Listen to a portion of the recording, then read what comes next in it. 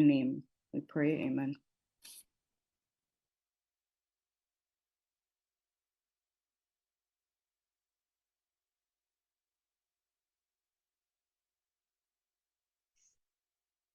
Thank you, Member Hamilton. Grateful. With that said, any apologies for absence, Ms. Beckford? Yes, there's The one chair apology from Senator Maurice Dixon, and there's an apology for lateness for Senator Janice Allen. Okay, and Minister Vaz as well had apologized. He's actually in transit back to the country. Okay, on the last occasion, and I must admit, I did have to leave that meeting early to attend a funeral, but I gathered that there were a number of things that the committee had perhaps deferred for today. So let me just go through the number of things that have happened. One of the first is that there has been a change to the membership of this committee, and Senator the Honorable Dana Morris Dixon has been appointed to the committee. She has indicated her inability to attend today. So we just note that, and at the appropriate time, at the appropriate meeting, we will welcome her contribution. The Parliament has also asked me to indicate to members that the meeting will have to end by 11:30 this morning. So at this point, we have an hour and 15 minutes to facilitate a meeting of the PAAC to review the supplementary estimates of expenditure. So I hope we can be as efficient as possible going forward. The last meeting, I am advised that the committee reviewed sections 21 to 28 of the Act, and that the decisions taken on these sections need to be ratified because there was not a quorum present shortly after the start of the meeting. These can be ratified at the next meeting after a list of decisions are compiled and sent to members. And so I gather the advice is that is for us to look at it with the full list of decisions at the next meeting. The committee also agreed to examine at this meeting correspondence received from the JPS on the supply of electricity within SEZs, an issue that I believe Member Hilton had raised. And we also agreed to take a decision at this meeting on the request made by the OUR to make an additional submission to the committee on certain aspects of the ROFA. We can perhaps, before returning to the matrix, deal with those two matters. And I'll throw that over. We do have a confirmed date for the next meeting on June 14th, 2023 at 10 a.m. But I understand from the Parliament that there is also a workshop planned for parliamentarians between 9 and 11 a.m. on that date. And as it is a Wednesday, the afternoon is not available to us. So the committee may have to decide. There are additional meeting dates proposed Thursday, June 22nd and June 29th at 10 a.m. So I asked the members just to take a look at their diaries for those dates, and we can revisit the decision on those dates at the end of the meeting. For now, shall I ask the members to let me have their, well, before I go into that, Ms. Beckford, you advise I go straight to the minutes now before I deal with those decisions? Yes, Senator Golden Campbell. Okay. All right. So members, we have before us the minutes of the meeting held on April 20th, 2023. Can I assume that members have read, or would members wish to defer the minutes. I know there are times where we don't catch up on the minutes in time for the next meeting. Can I get some feedback from the members on that? Chairman, good morning, and my apologies for being late. I noticed I didn't receive, or I'm not seeing the email with the minutes that were sent. I'm seeing minutes for number 18 and 19, but I'm not seeing 20. If Ms. Douglas could resend that to me, I'd appreciate it, unless I missed it. I'm sorry. The Okay, Ms. minutes Beckford. being confirmed is number 18. Oh, I'm sorry. I thought it was the one from the last meeting.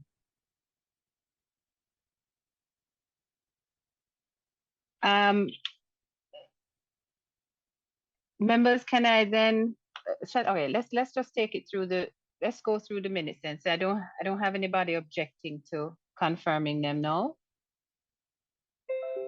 And that's the minutes of April 20th.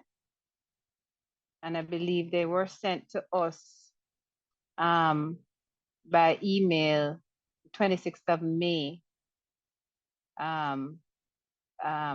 Members should have received them. So if I can just go into it, let's just do it quickly page by page. Page 1.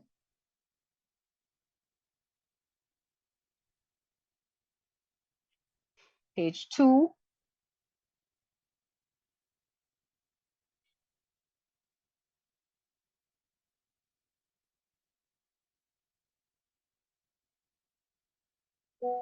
Page 3.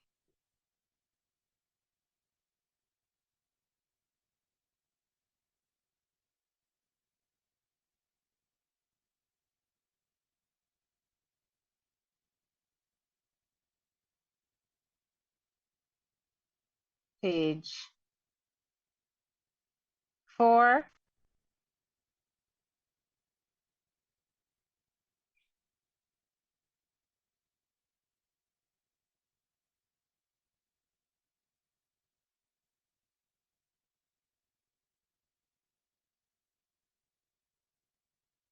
Page 5.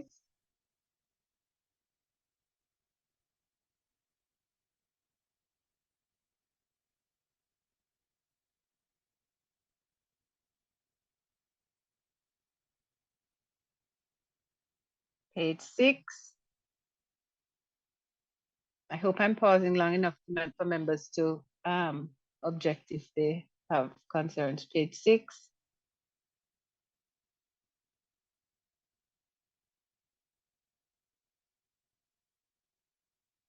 Page 7.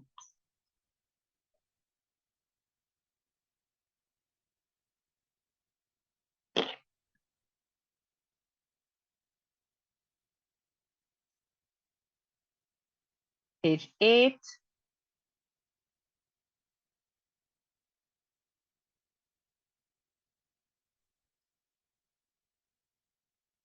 Page 9.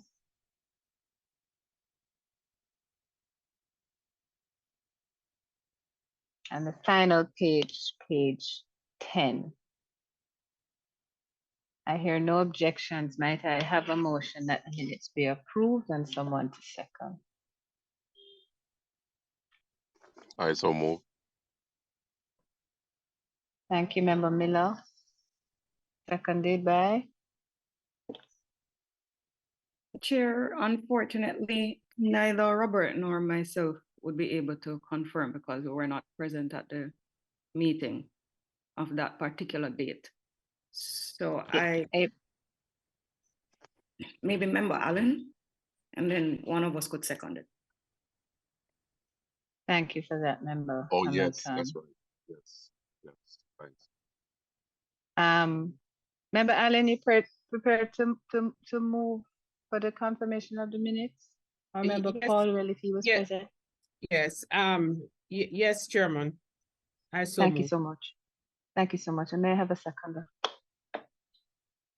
I will go ahead and second, Chair. Okay. Great, for Ms. Beckford.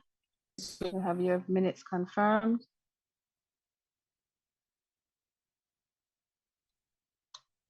Okay, shall we now move to the consideration, well, matters arising from the minutes? Would be those two matters, Ms. Beckford, yes? Yes, Chairman. All right, so let's do the easier one first, if I might. The OUR had made a request of the committee to make additional submissions to the committee in relation to aspects of the ROFA. I'm not sure if it was briefly discussed at the last meeting. Ms. Beckford, can you remind me? Was the request discussed at all? Yes, it was. Right. It had something to do with the JPSC's right of first refusal and the rates and so on that would be applicable. And Right. right, but it wasn't discussed in depth, so it had been deferred. Okay. Members, you know, the OUR is such a pivotal body in all of this. I hardly imagine anyone would have objections to their request to make additional submissions to us. And I know it's late in the day, but in the spirit of thoroughness, I certainly, as a member of this committee, would be minded to hear from the OUR. Can I ask the committee to indicate if there are any objections? No objections to that, Chair. None here either. All right. There are no objections, then Ms. Beckford, I think the committee is making a decision that the OUR should come and give us the additional submission. And so now we need to decide when that will be. Our next date is supposed to be June 14th. That may be in jeopardy. But if not June 14th, then we will decide one of the other two dates, which probably we should decide anyway, just in case. June 14th is 2 weeks away. I think given the time that since they have made that request, I don't know that it would be unreasonable to expect that they would be in a position to come in 2 weeks' time. So, so Ms. Beckford, can we ask that you communicate to the OUR that the committee is minded to receive and hear their submission? I don't know if it's a written submission that they wish to put to us or they wish to be heard. But we can make some room for them. They are Yes, go here, ahead. they are present because they have been asked to attend all meetings of the committee going forward. So all the representatives are here. Oh, the OUR is here. Yes, yes. Okay. And I do apologize. It was remiss of me not to recognize the technical team and all the other support teams present at this committee meeting. Please forgive my bad manners. Can the OUR indicate who is here and what and whether or not they would wish to make an oral submission or is a written submission? Good morning, Chairman. Morning. In terms of who are here, I'll just quickly go through the list of team members. We have Cedric Wilson with us. He is Deputy Director General with responsibility for electricity and water. I also see Lorraine Patterson Walters. She is one of our legal officers. Courtney Francis is with us. He is Manager of Engineering and he has responsibility for electricity and water. Colette Good, who is one of our analysts in respect of consumer and public affairs matters. Diana Cummings, our secretary to the office. But you sound like you have the whole of, but you sound like you have the whole of the OUR there. Is there anybody else left in the office? well, technically we are all in office. Indicate to us though. Okay, indicate to us if you would wish to make an oral submission because I want to move us along. Okay. Certainly. So we could make an oral submission, but we now recognize that there is value to making the submission in writing. And so if it is the preference of the committee for us to submit in writing, we could do so in advance of June 14. I think that would be the normal process that the committee tends to prefer. So something we can read and then we can have you here to ask questions. Certainly. Committee members? Agreed, Chair. I don't hear. Okay. All right. So on the next occasion, I'm so sorry I didn't get your name. Introducing everyone except myself. My Yes. apologies. Shanae Riley. I'm the General Counsel at the OUR. This Miss Riley. Okay. So Miss Beckford, we will have the OUR at the next meeting, whether that meeting materializes on June 14th or it materializes after that. But Miss Riley will forward to the Parliament this submission so members can read it ahead of time. Okay, excellent. Thank you. All right. The next matter is the question of the correspondence received from the JPS on the supply of electricity within the SEZs. A member I don't know if it's Member Hilton present today.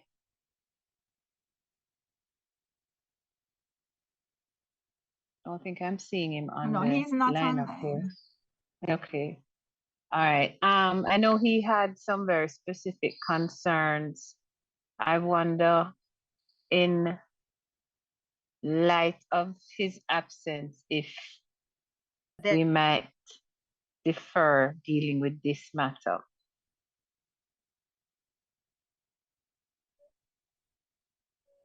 Are members in agreement? Member Paulwell, do you have any thoughts on that? I know Member Hilton had quite a bit of concerns that he had expressed. Yes, I'm sorry, Chairman. No, I am a bit remiss. So let me do my while the meeting is going on, just read through some of the documentation that I have missed. Well, what I was proposing was that we defer this to the next meeting to allow Member Hilton's attendance, as it was he who really raised much of the concerns that JPS is responding to. Fully agreed. Okay. All right. Fair enough. So we've dealt with those two matters, and Ms. Beckford, we'll defer that last one on the JPS to the next meeting. And if you could maybe just send a little note to Member Hilton to just let him know that that's our decision, so that he can make his arrangements if he had a conflict. Okay, so we can move back into the matrix.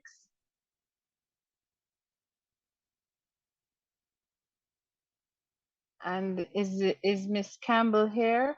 Who is going to take us through the remainder? Good morning, Chair. Good morning, members. A pleasant good morning to you, Miss Campbell. Go right ahead. Situate us first, and then you can go ahead.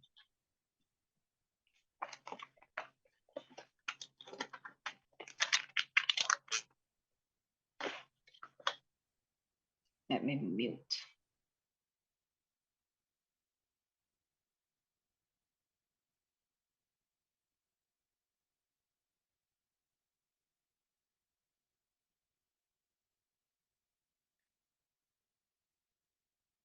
On the last occasion, we concluded at section 28. So we will continue from section 29. Is it me or is Miss Campbell cutting it then out and out? Am I any better? Any clearer? Are members hearing her? I'm hearing her. You're hearing her? Yes, I'm not having any difficulties. Might be me. Maybe you could try again, Miss Campbell, just to test your microphone. Sure. So we will begin today's review at section 29.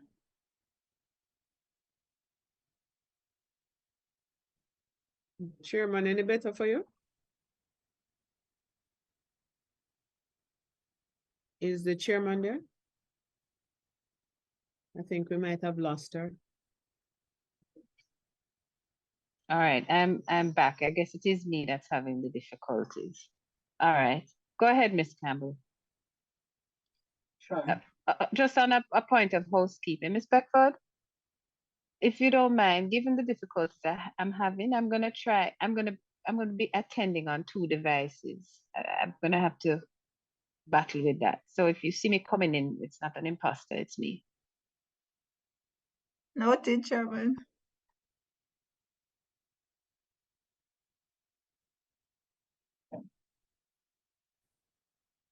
So we have a comment from the OUR in relation to section 29. Section 29 has 2 subclauses, and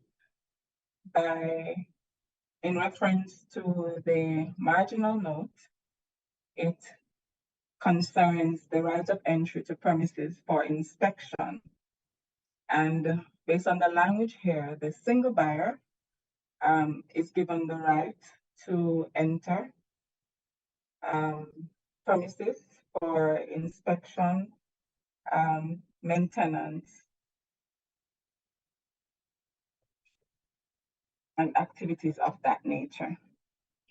Now, the OUR recommends that the references to single buyer be replaced with a licensee in section 29 and in the marginal note of section 30.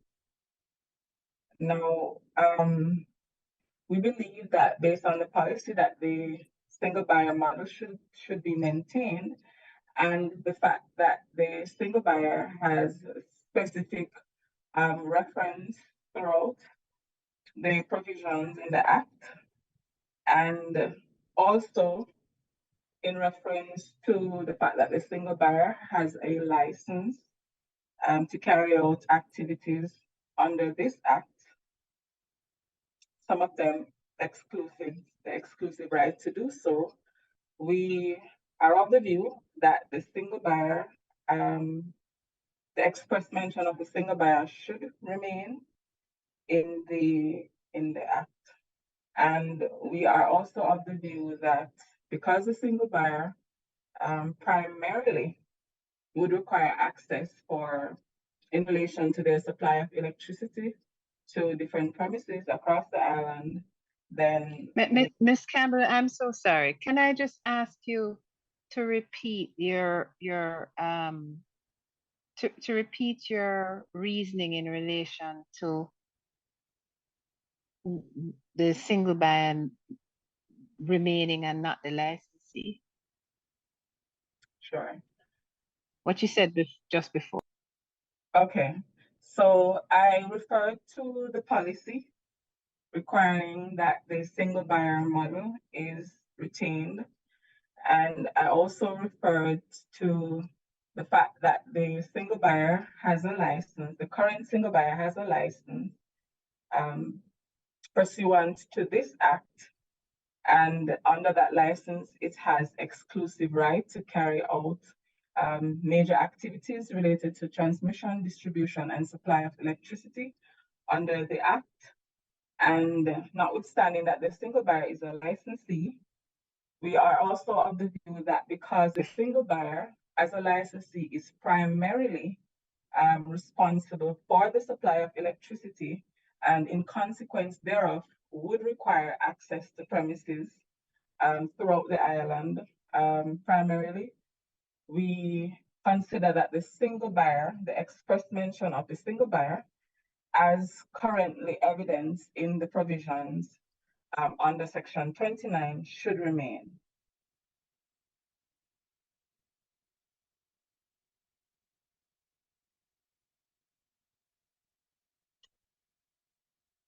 Okay. I don't know if any of the other committee members have questions about that, but could you then respond to the OUR's reasoning for recommending the change to licensee? Because if I recall in their submission to us, they spoke to the possibility of other licensees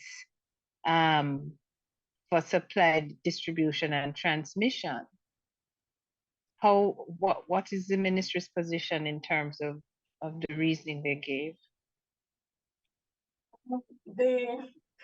So an electricity license based on the definition at the interpretation section may be issued for one or more of the activities listed there. So we are not objecting to the fact that there is the possibility that the act contemplates the possibility of a licensee having the license or permit to carry out one or more of the following activities. Now, given the current context that we're in and the single buyer being the only supplier, we are of the view that the single buyer, the mention of the single buyer should remain. Now, if the insertion of the licensee is being proposed based on the possibility of there being a license issued to a licensee to do one of the activities or more that the single buyer currently has exclusive right to do, then it might be added. But we are of the view that the single buyer express mention should remain. Chairman? Go ahead, Member Powell. Yes, I have some sympathy with the OUR's position. And remember, what we're trying to do is to make legislation for the future. This law that we are reviewing was clearly meant to be a transitional law, and that it was the aim, I think, from 2015, that when we get to this stage, we will be trying to craft new policy and legislation to take us into the future, notwithstanding certain limitations that exist today. And as I have been at pains to remind this committee, that in a few short years from now, the JPSCO license will expire.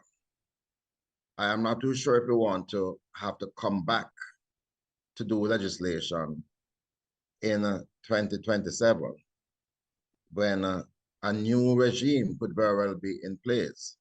And I think it is forward thinking on the part of the OUR to start to get into our consciousness that there might be scenarios in that new situation where other persons might be permitted to purchase and to have interconnection arrangement with other sellers. So I understand where the OUR is, that probably we should now start to speak of licensee and to make way to accommodate, if needs be, the concept of mini grids, for example, and other such scenarios in a more liberalized environment. So that is my view on this matter. Sir, I'm in full agreement with Member Paulwell. We have to show that we're thinking and looking ahead. Full agreement. Thank you, Member Powell and Member Hamilton. I lean towards the position that you've both taken as well, but what I don't understand, and I heard Ms. Campbell's explanation, is that, you know, I get that it's the ministry's policy, but the policy must be based on some rationale in relation to what the Act provides for.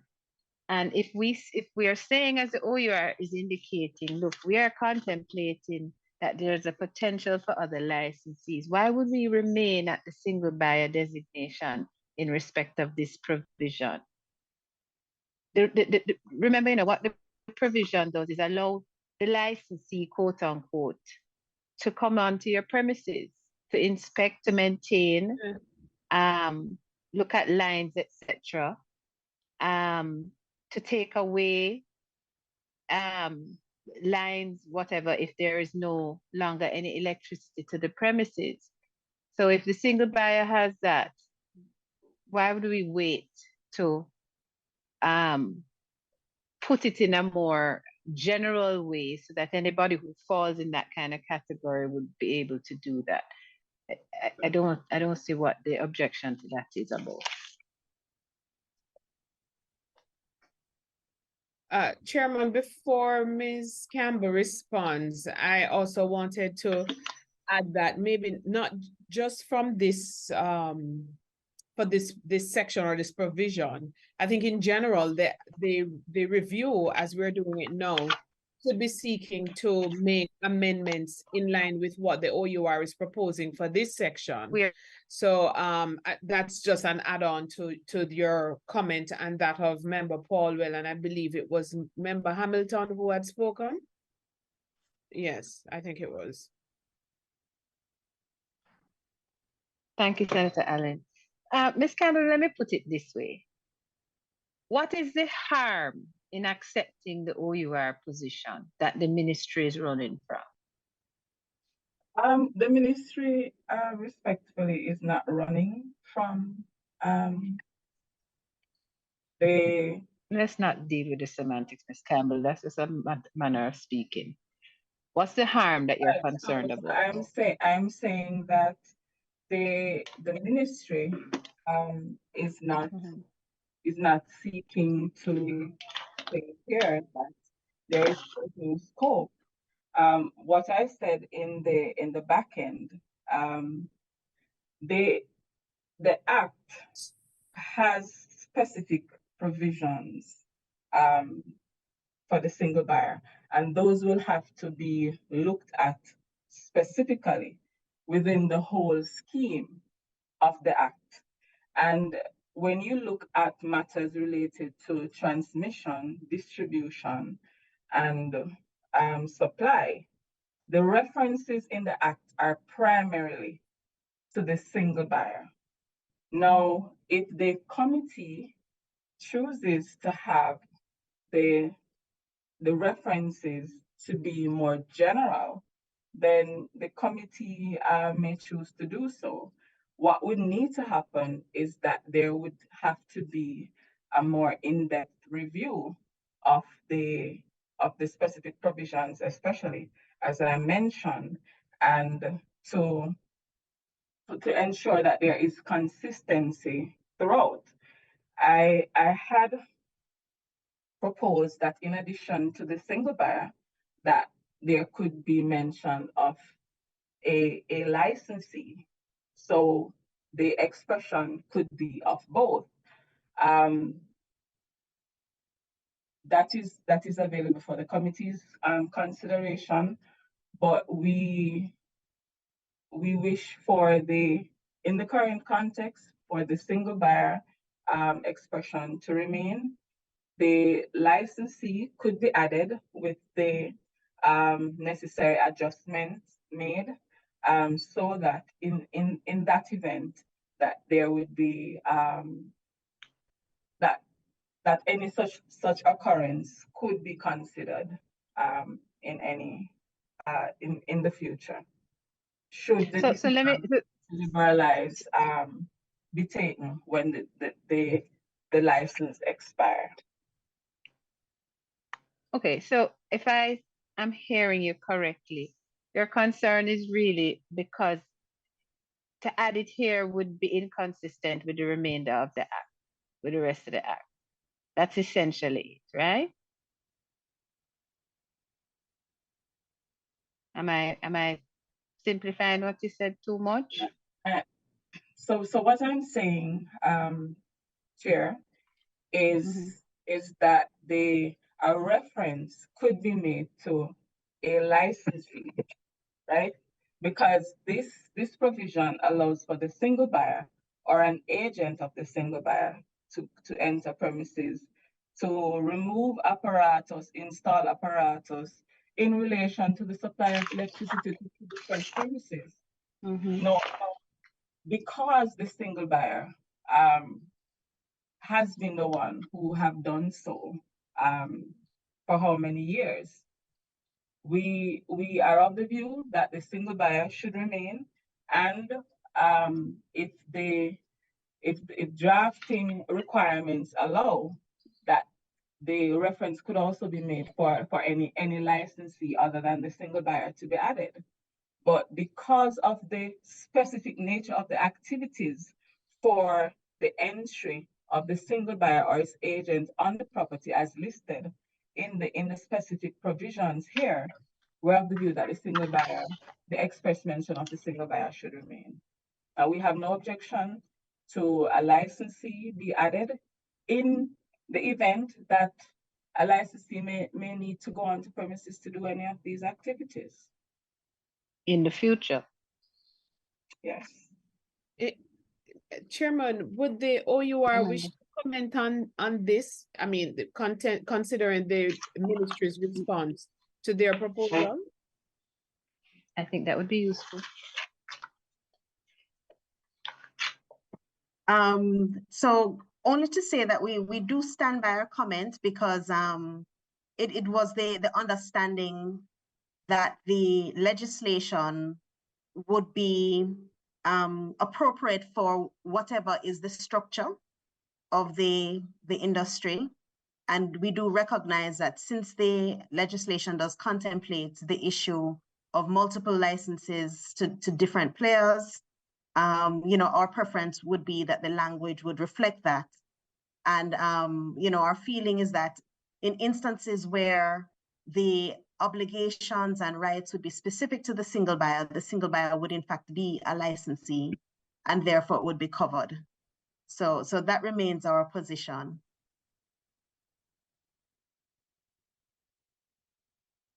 Thank you, Ms. Riley. I believe Ms.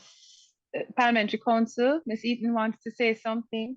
Ms. Beckford, please note that I am depending on you to note the hands, because with the technology confusion I'm coming into this meeting with, I can't see the hands.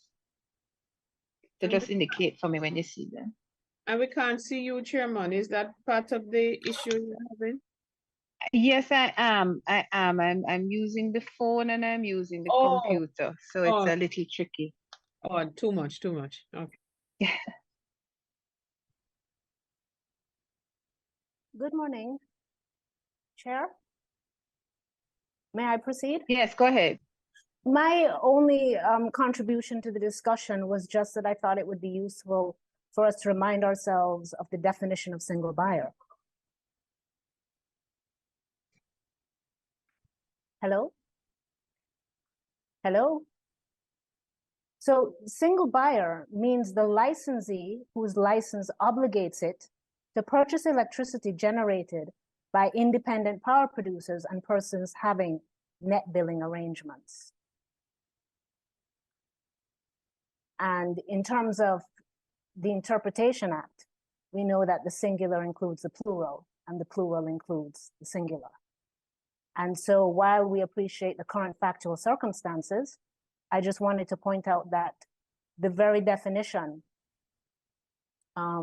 is interesting. It's very interesting, the construction of the definition of single buyer. Thank you.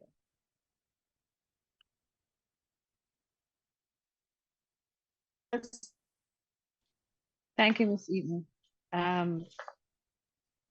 Just looking at the definition you just read out. In the context of section 29. I don't think Ms. Campbell went to the comment from the JPS yet, but the JPS is concerned not just with inspection, but also with the right of entry in relation to determining illegal connections as well. And so that sort of has me piqued in relation to, you know, who should be covered under this. Committee members, we have, well, before I say that, Ms. Eaton, your intervention was to encourage us to look at which view? OUIs. I think they're in agreement with the OUR's recommendation. Oh, the purpose of my intervention was just to point out, having regard to the discussion, that I found the very definition of single buyer interesting, in that, as has been indicated by the contributions of others, that some of the provisions in the Act, when you look at it, appears in a very early way to be signaling or having an expectation that, although factually right now there's one single buyer, it may be possible going forward to have more. And even though the language, the term used that is defined is single buyer, the definition itself is interesting because it speaks of the licensee. Yes. So that, in terms of licensee. looking at the provisions, we should be mindful, remind ourselves of what the actual term as defined means. Thank you. Okay. All right. I think I got you loud and clear now. Thank you. Committee members, it appears the committee members are minded to recommend the OUR position. Is that, can you confirm that to be the view of the committee? Madam Chair, perhaps as this matter concerns this concept, this all-embracing concept of single buyer, we probably need to circle this and to come back to it when we, as Member Allen remarked earlier, that there are so many references to single buyer. In fact, the single buyer became an institution under the 2015 law to facilitate some of the immediate things that we needed to have done in 2015. But I am thinking that in the radical approach that I assume our minister is seeking to adopt after the liberalization of, after they come to an end. Oh, but that is it. That is in 2027. So whoever is the minister, right at that time, I think we need to leave space, and perhaps we should schedule an important discussion on this concept of single buyer, because it is one that has become institutionalized because of our particular circumstance. I think but when we go ahead, Mima. Yes, I think when we get beyond that particular circumstance, then it's going to be an entire new ball game playing field. And perhaps it might be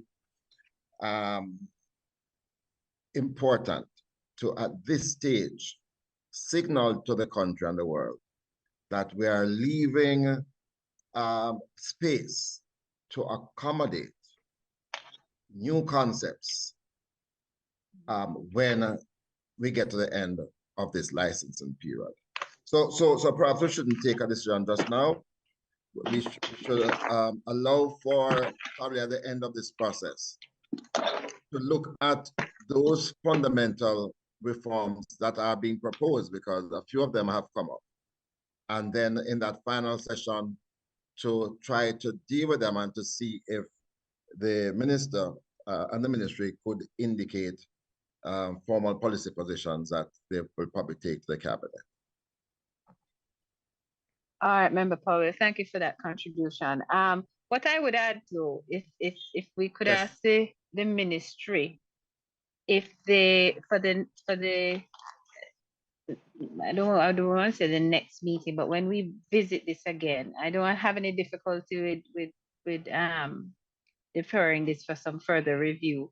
But if they could indicate at the next time we deal with this, what if we are to accept the OUR's recommendation in relation to section 29, what, if any, other provisions would we then come in conflict with? If they could indicate that to us at the appropriate time. All right, that said, I think therefore we can move on.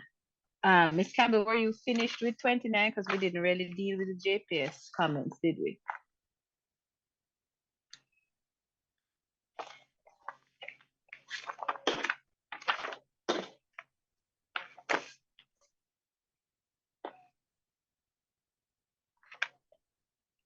In relation to section 29,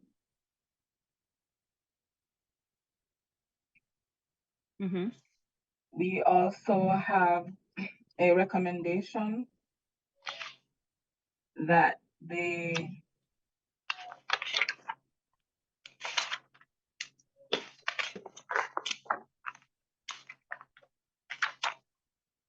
that there is modification to the provisions to replace an agent appointed by the single buyer with the single buyer or any person authorized by the single buyer in that behalf.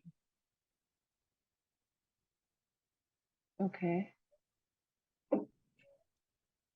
Chairman, Committee members? yeah, if we are putting on hold the comment, the first comment from OUR to review later, then this would be impacted because we could be looking at the licensee or anyone appointed by the licensee. That's just my word. So this one would have to be also on hold. Agreed, but I think the material thing here is the change of language from agent appointed to the person authorized. Right. Okay. Right. So it, you know, we'd still have to revisit the licensee / single buyer issue.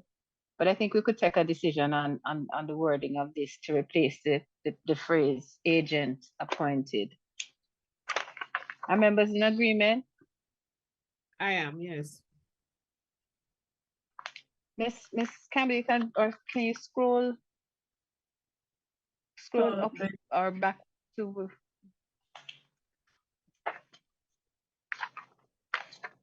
up a little bit more, Miss. No, up, down. Okay, thanks. I have an old version of the matrix. I don't have that additional. The JPS comment: in furtherance of determining illegal connections, JPS should not be required to compensate for all damage caused by the entry under section 29.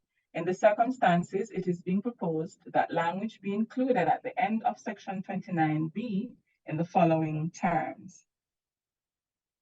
Save where such damage is occasioned by an inspection to verify the quantity of electricity consumed or supplied that confirms an unauthorized or illegal connection and or theft of electricity, the single buyer shall not be held liable for repair damage created to uncover the offense.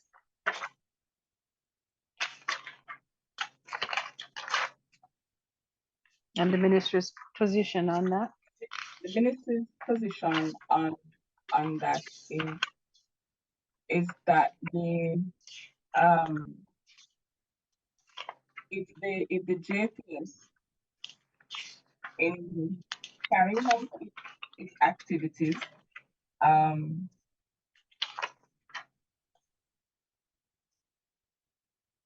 in doing so causes damage to the premises, then they should be responsible, notwithstanding that they are seeking to uncover an illicit connection or theft.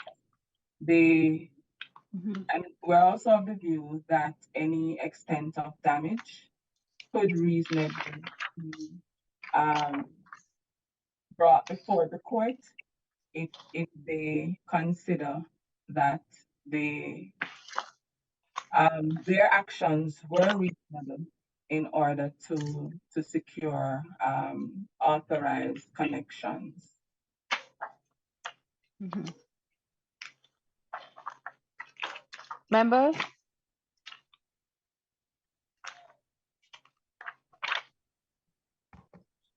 Yes, I agree with the minister's analysis. I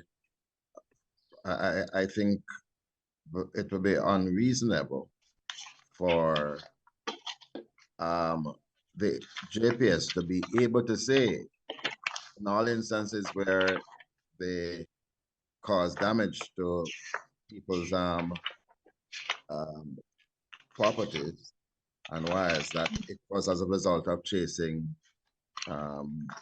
electricity thieves. Yeah, so I agree with the minister's position.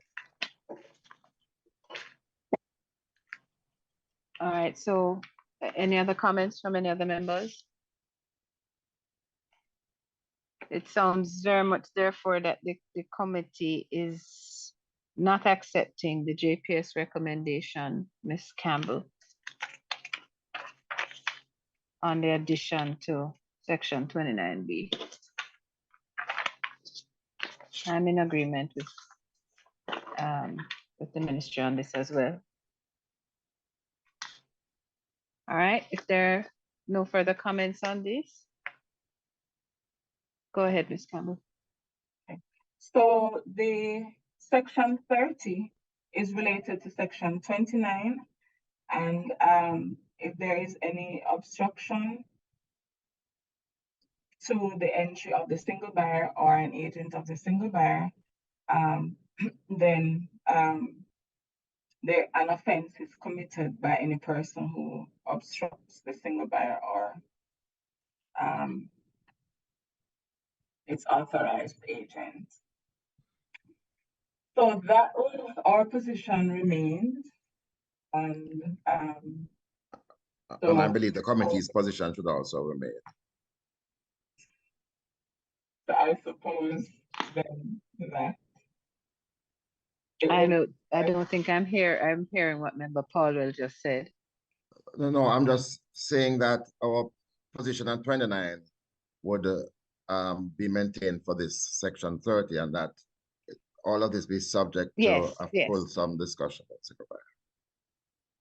Yes, okay.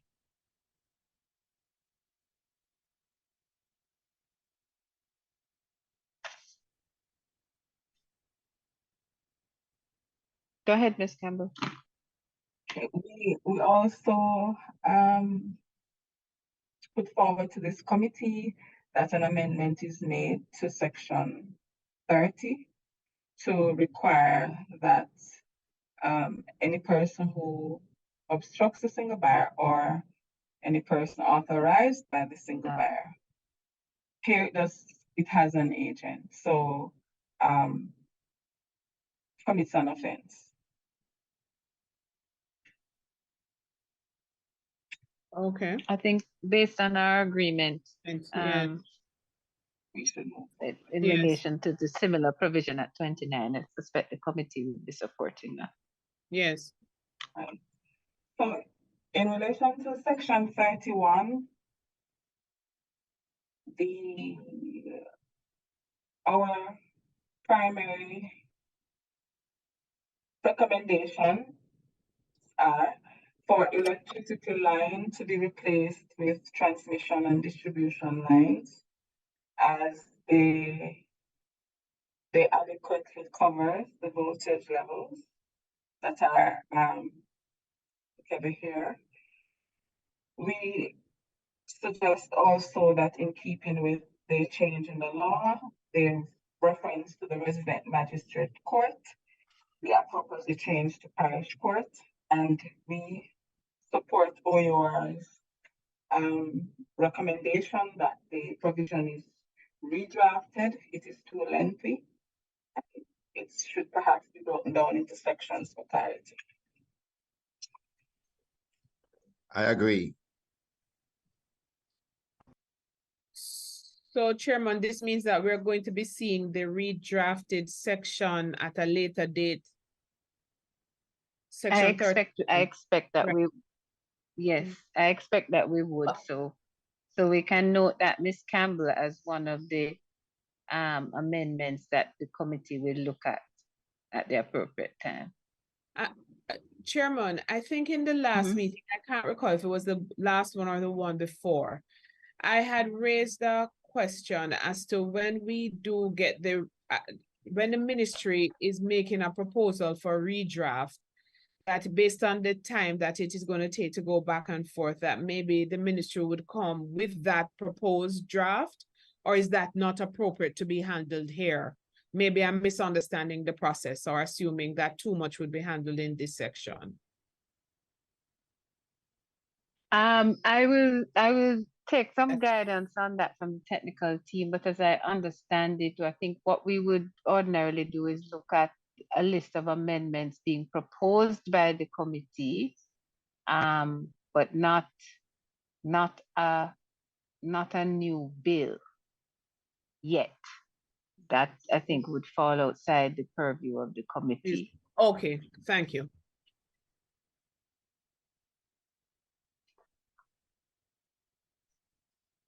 All right.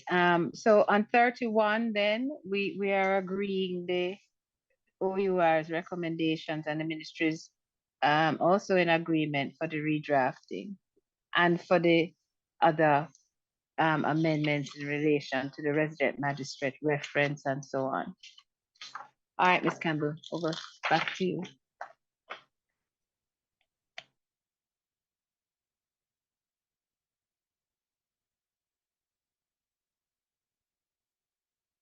So section 32 deals with the right of easement of the single buyer, and it's the same consideration that would apply to the others above. However, in this one, we accepted that there could be a reference to a licensee to be added for the right of easement, in addition to the single buyer.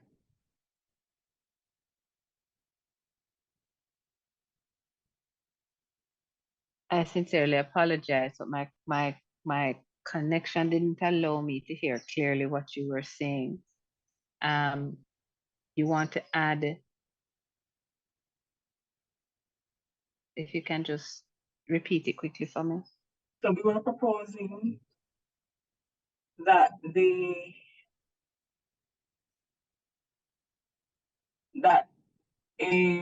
a reference be also made, in addition to a single buyer, to a licensee having access to premises by way of easement.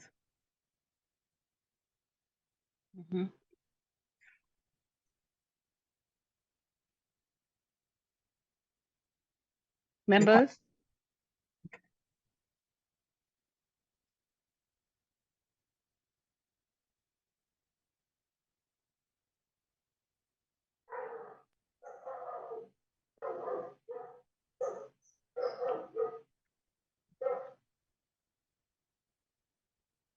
Are members in agreement? Yes, the concept is sound, but we'll definitely come back when we talk about single buyer later. Okay. All right, there being no other objections, Ms. Campbell, I think you have agreement on 32 on that recommendation. Agreed. The comment here from the Jamaica Institute of Engineering relates to the regulations for electrical works, licensing and registration, and therefore cannot be considered under this matrix and in this review.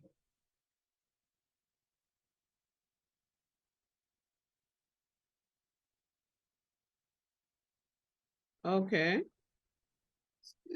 I'm sorry, I'm not Yeah, seeing could that you repeat that? reference. That's the JIE, Yes, Institute of Engineers, yeah. yes. So they are referring to section 32(3), 32(3)B. and there's no section in the act that has 32(3)D. So, So this is in relation to a regulation that was made pursuant to the Electricity Act. It is the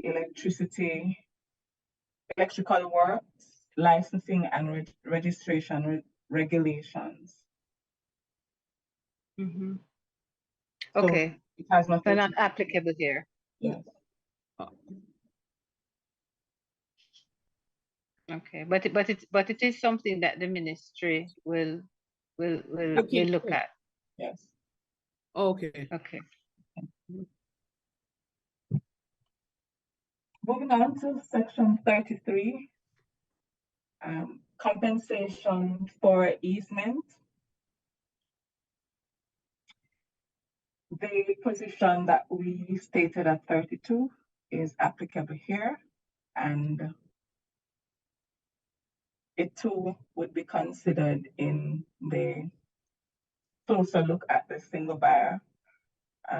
But our proposal, consistent with section 32, is for the express mention of the single buyer to remain and to allow for any other licensee to have access to properties for easement purposes. Can I ask a question? So, What happens if the owner of the premises does not agree with the amount of compensation that the single buyer or any other licensee proposes to pay? What happens to the right of easement in such circumstances?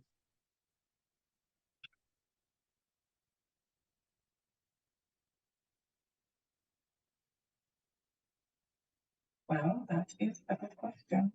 Um, There is no provision here allowing for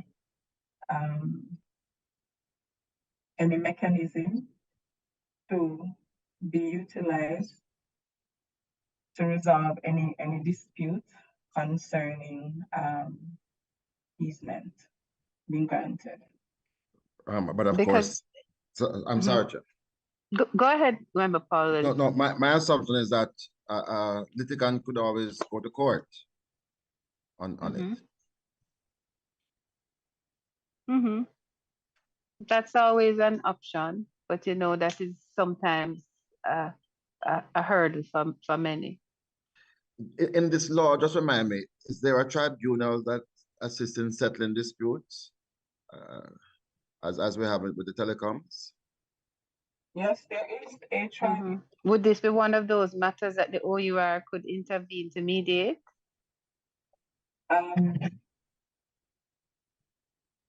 No, not to my knowledge. No. No.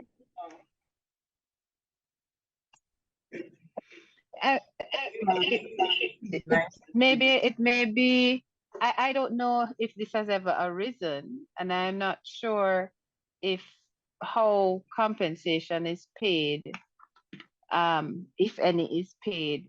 It is, whether it is it's just JPS is dictating a schedule of fees, or if any compensation is paid at all. It would be interesting to hear what the reality is. But what I read from 32 is that there is an absolute right of easement. 33 almost seems separated. 33 seems separated from 32. The two are not connected. So while there's an absolute right of easement, and then there is another provision that says that the single buyer must pay the landowner. But if you breach 33, it doesn't seem to me to impact 32.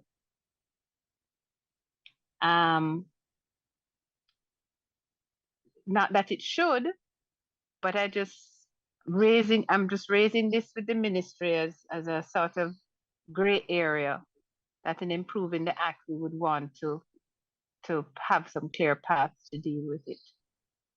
I would be interested in information if the ministry can source it as to what currently pertains when JPS or when the single buyer exercises its right of easement, and how is compensation structured, if any at all? Well, even though it doesn't say it, it seems to me that the 33 indicates that the compensation must be in relation to an agreement at 32.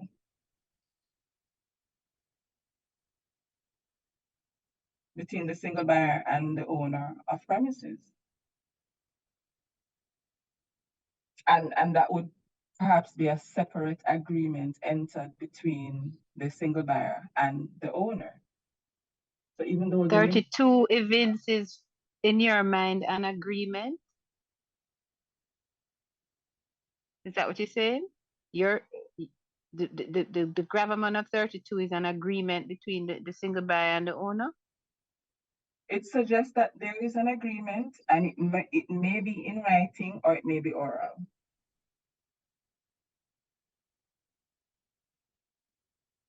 So even though where is that agreement? I'm not seeing that.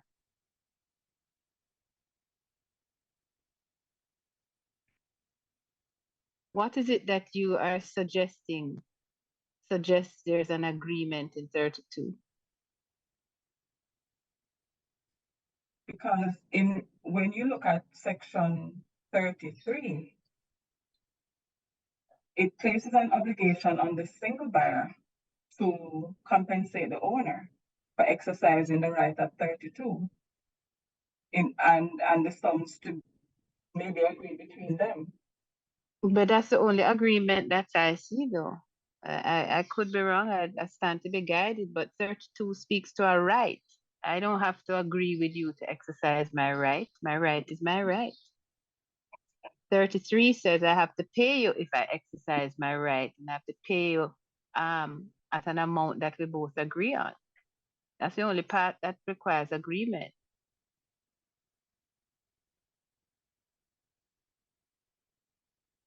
Anyhow, I think the questions raise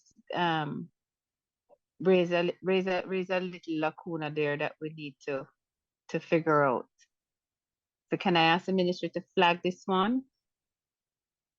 One, if you could just advise us what currently pertains in relation to the exercise of this right by the single buyer, and the how you know what sort of compensation systems are set up between the single buyer and the owner.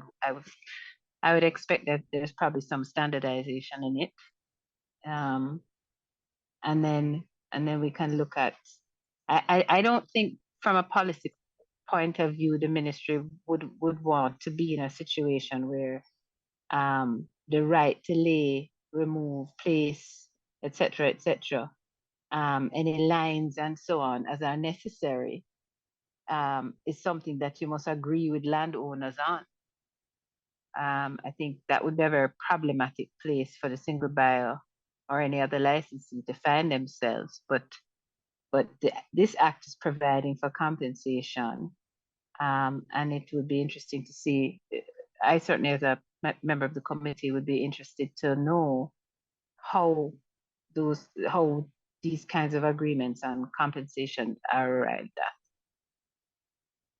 Members? Yes, I agree with you, Chairman. It would be useful.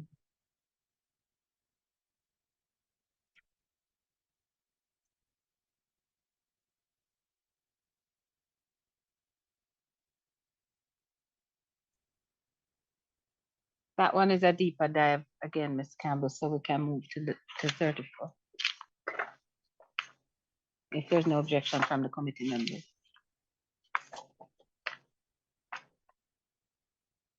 I think we can proceed to 34 now.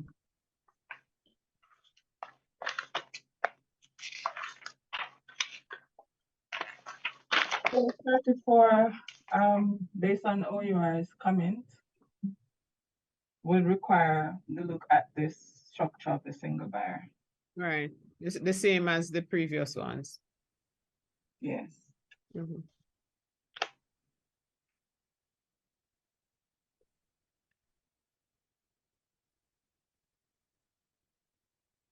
The JPS in relation to section 34 rather, recommends an amendment to the section to permit the publication of notice via newspaper and posting of the notice at a visible location on the property in circumstances where the owner cannot be found.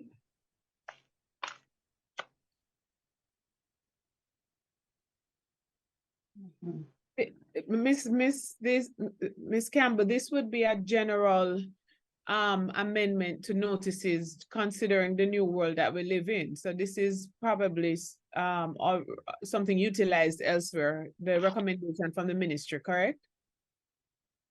Delivered by registered post, hand delivered, electronic means. Yes. Yeah. We have concern though, whether or not the circulation via daily newspaper is accessible to all, particularly people in remote areas. So that was our only concern. Right. In relation to the first recommendation by JPS. So you're recommending to include these 4 options? Yes. Okay, that's reasonable. To explicit written notice be given by registered post and delivered.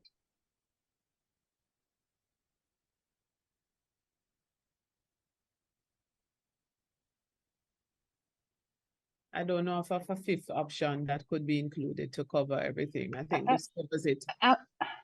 I'm a little concerned about. I'm a little concerned about notice. What is the single buyer? Let's examine it. What is the single buyer giving notice of? They're giving notice of work that they're going to be doing on a person's property. And we have to be, I think, a little cautious because, I mean, electricity supply is an important public utility, but we have to be careful how we are balancing that with the right of people to have some control over their own property. And if an entity is coming onto my property to do work on the property, then I want to be notified of it. I want to have some information as to what they're going to be doing on my property and how long they're going to be on my property. It has all kinds of as a property owner, I would be concerned about all sorts of things in relation to the work being done and security and all these other concerns. So when you say deliver by registered post, okay, you can verify that it is received or not. Hand delivered, that's personal service.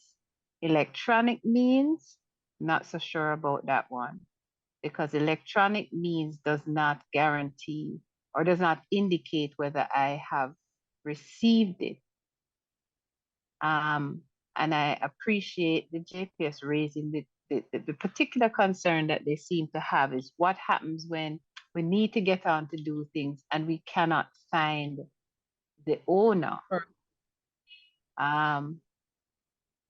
Then I think it has to be demonstrated that these other methods are exhausted, but I don't think it can be or, because if you are saying that it's a either or one of these means, then what reason would there be for the single buyer to notify me by any of the first 3? All they would do then is simply attend on my property and post up a notice on my gate and get to working. And I would have, that is not notice. So you want it there for there to be some So confirmation, Chairman, of receipt?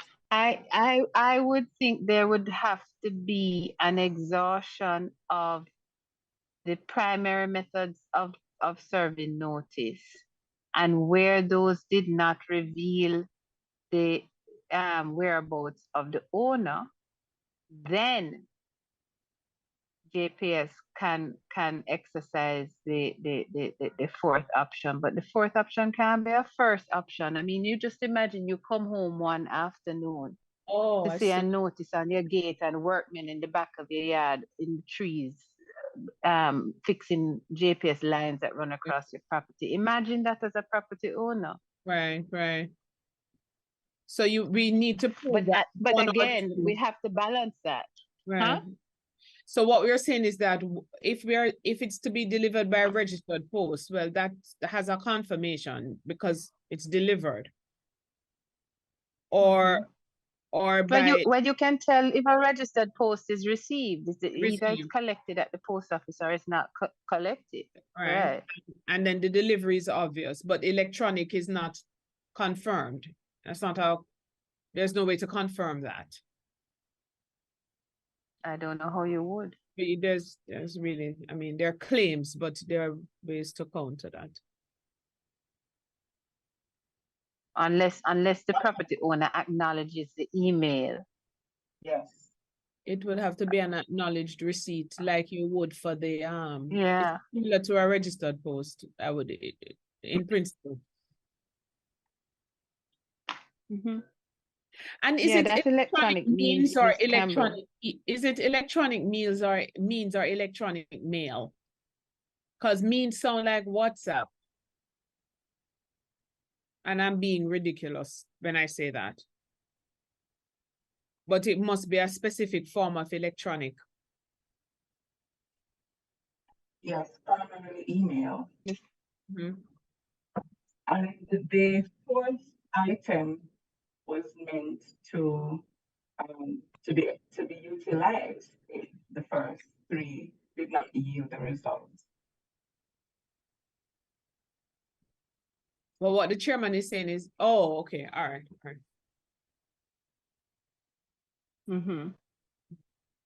So 3 would have to have a confirmed receipt.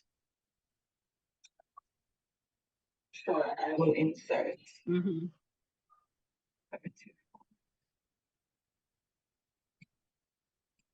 Excuse me, Chairman. Time. Yes, 11:30. yes, I just saw that. We're gonna wrap up with this one. Member Hamilton, do you happen to have any comments on this one? Oh, hold on, I think Member Hamilton might have had to have left us early. No, she did indicate. All right, where are we on this one? Is the committee accepting the recommendation of the ministry? So it's the first 3, and if those are unsuccessful, then the fourth option arises. Ms. Campbell? First 3 with number 3 having an amendment. Yes.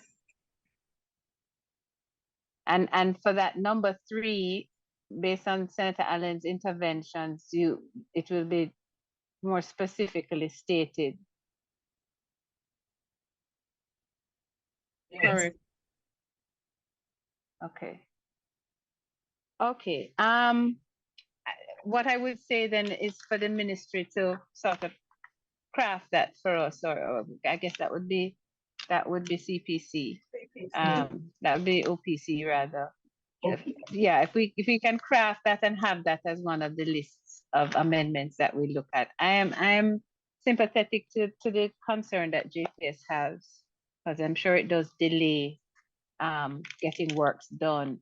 But I think it's important for us as legislators to also balance the rights of our citizens who ought to be able to maintain some control over their properties.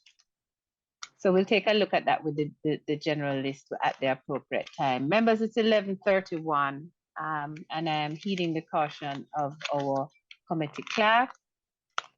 So I'm going to pause there. I want to thank you all for your contribution. Ms. Beckford, are there any parting words that I need to indicate to the members? We need to agree. We have a date set for the 14th of June. Right, that's it. And if they want to agree the other dates for now, that's fine. Here's a problem with the 14th of June that I see. Senator Honorable Dana Morris Dixon is likely to not be able to attend on that day as well, because she has, I expect she will be in attendance at the parliamentary workshop. So we have, that's one member who is not going to be here. I don't know, are there any other members present who will be attending the workshop? Just for clarification, I thought the workshop were option dates. Are they optional or all dates cover different things? They are not update. Well, they are dates Choice. for, right. So they are for different modules. So all are applicable. So there is module 1 to 5, I think, and a module will be done on each day. Thank you for that. All right, Ms. Beckford, I'm going to leave it at the 14th of June. I think closer to the time, what I would ask you to do is to send us a very specific email to confirm attendance so that we know whether or not we have a quorum. Okay, Chair. All right. And then if we're running into problems being correlated, then we would vacate and move to the other dates. So members are agreeing then the proposed dates, and I would think it's best for us to tie this up quickly. The proposed dates for June being the 22nd and the 29th at 10 a.m. Those are 2 Thursdays. Can we confirm? Yes, I'm confirming actually. Member Paul and Member Miller? Okay, I'm good 22nd and too. 29th of June? Okay, great. Good. Excellent. More likely 22nd and for now. 29th at 10 a.m. Hold on to them for me, Member Miller, please, because we have a substantial amount of things that we need to wrap up, and I don't want us to, I'm trying to support the minister in keeping it as tight as possible. So I have some things for the ministry to come back to us on, and then we have the matrix to complete. We are at section 35 when next we start. Anything else, Ms. Beckford? That would be it, Chair. Thank you so much, everybody. Thank you to the technical team, to the OUR family, and for all the technical support, OPC. As always, members, have an excellent afternoon Thank and you, rest of the Chairman, morning. and rest of team. All the best. Cheers.